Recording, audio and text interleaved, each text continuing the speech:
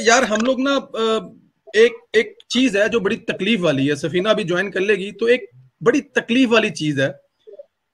ये लफ्ज जो गद्दार है ना, गद्दार, ये बड़ा तकलीफ देता है यार। खास तौर पर आप जब किसी मुसलमान को, अल्लाह माफ करे, काफिर कहते हैं ना, तो उसके बारे में बड़ी हदायत है कि आप किसी मुसलमान को काफिर ना कहें। और फिर आप जब किसी को गद्दार कहते हैं ना, पाकिस्तान में तो खास तौर पर गद्दार कहाँ ही सियासतदान को जाता है। क्या किसी के ऊपर इस तरह गद्दारी का लेबल लगाना मुनासिब है? आप इस बारे में क्या कहते हैं? क्योंकि अभी आपने देखा होगा कि मियां साहब के इस बयानिए के बाद और सिर्फ 3 तकरीरों के बाद उनके ऊपर इंडिया के एजेंडा और गद्दार और अल्ताफ सैन, ये चीजें चल रही हैं। क्या कहेंगे आप इस पर, राशिद नसरुल्लाह साहब? जी जी, शुक्रिया। ये जरा क्लियर कर दीजिएगा, हम दोनों राशिद बैठे हैं। मैं ठीक है, डन हो गया जी।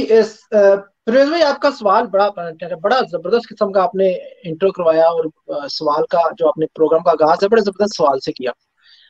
हमें 73 साल हो गए फिरोज भाई।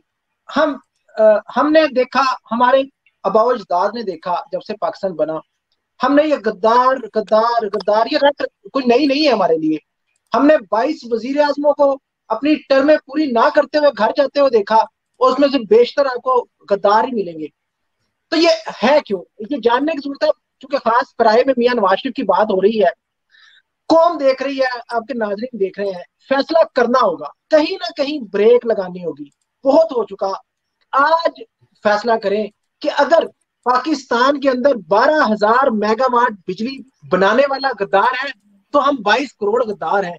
अगर 5.8% जीडीपी लेके जाने वाला गद्दार है, तो 22 करोड़ गद्दार हैं। अगर सी पैक लाने वाला गद्दार है, तो हम 22 करोड़ गद्दार हैं। अगर पाकिस्तान को एशियन टाइगर बनाने वाला गद्दार है, तो हम सब गद्दार हैं। अगर अपना तन मन धन पाकिस्तान पे लुटाने वाला, अपने बाप के जनाजे को कंधा ना दे सकने वाला, पाकिस्तान को अंधेरों से निकाल के संदेला साहब रोशनियों में लाने वाला, 6.2% खतरे गुर्बत से लोगों को निकालने वाला, आपको जेएफ थंडर 17 देने वाला, आपके मिसाइल प्रोग्राम शुरू करने वाला, आपके नौजवानों के हाथ में लैपटॉप जनाब अली थरमाने वाला, आपको अस्पतालों का इंफ्रास्ट्रक्चर, अस्पतालों की इमरजेंसी में मुफ्त दवाइयां देने वाला, आपके बॉर्डर पे खड़ा हुआ जो फौजी है उसको सल्यूट करने वाला, उस फौजी के शहीद होने पर उसके माँ बाप को दोनों हाथों से सल्यूट करने वाला गद्दार है अगर संदेला साहब, तो खुदा की कसम, रब्बे काबा की कसम, हम 22 करोड़ गद्दार हैं। अब ये मंजन बेचना, अब ये चूरन बेचना जो आपने गली चुराहों कस्बों करियों में 73 सालों से बेचा है जमहूरी सियासतदानों के खिलाफ,